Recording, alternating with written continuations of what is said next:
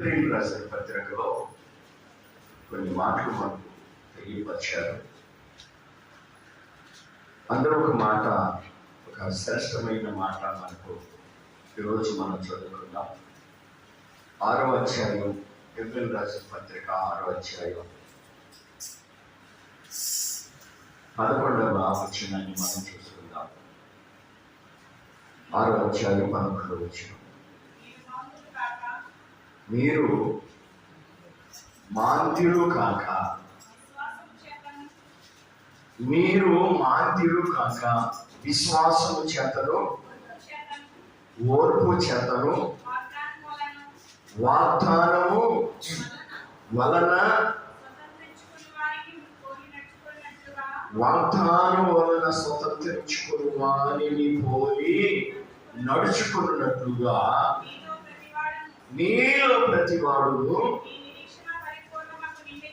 మీ నిరీక్షణ పరిపూర్ణమగు నిమిత్తము మీరు ఇది వరకు కనపరిచిన ఆశక్తిని తుదమట్టుకు, అంటే మనము బ్రతికున్నంత కాలం ఈ ఆసక్తి ఏమై ఉండాలంటే స్థిరముగా ఉండాలంట. ఈ ఆసక్తిని అనేకులకు కనుపరిచేవారిగా ఉండాలంట. ఎవరు? ఒక విశ్వాసి, ఒక దేవుని నమ్మిన వ్యక్తి,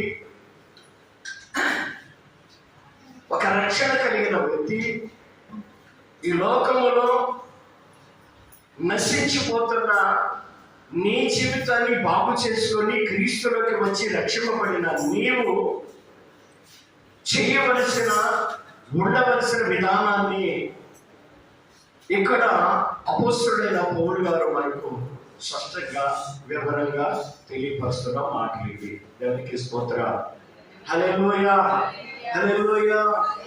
మొట్టమొదటి మాట ఏం చెప్పాడంటే, మీరు మాంద్యులు కావద్దు. చాలా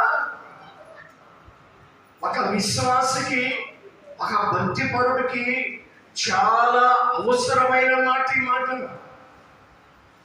ఎందుకు ఈ మాట చెప్తున్నాడు అని అంటే, చాలా మంది ఏం చేస్తున్నారంటే మాందులైపోతున్నారు, బతకస్తులు అయిపోతున్నారు, సోమరిపోతులు అయిపోతున్నారు, బాధ్యత లేని వారిగా ఉంటున్నారు, భారం లేని వారిగా ఉంటున్నారు, దేవునితో సమయం గడపలేని వారిగా ఉంటున్నారు.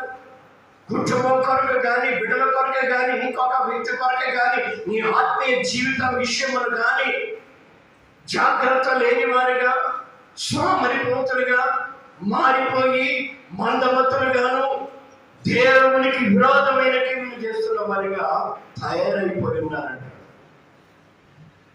అందుకనే పౌలు గారు చెప్తున్నారు,